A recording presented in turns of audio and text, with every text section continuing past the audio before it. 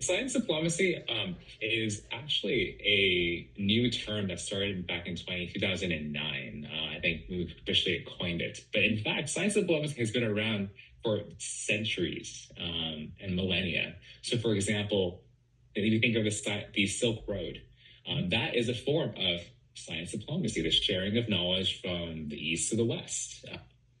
And at the time, we didn't call it science diplomacy. We just called it sharing of inventions, knowledge sharing. But today, science diplomacy has a very interesting and new meaning. And if you look online, the classic definition you'll see is science diplomacy is using scientific collaboration, knowledge sharing, and evidence-based decision making to advance international and global challenges.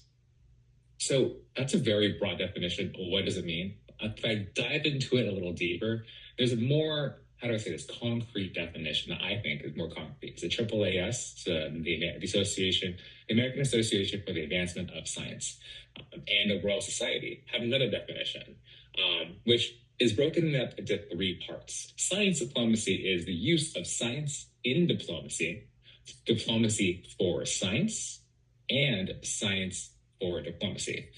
And so the way that we break that down is thinking about science in diplomacy, using science in foreign policy discussions. Diplomacy for science is discussions leading to cooperation or to potential collaboration down the line. And then science for diplomacy looks at how do we build scientific collaborations to improve international relations. This could be the International Space Station. This could also be the Antarctic, for example. And so that's how I define science diplomacy.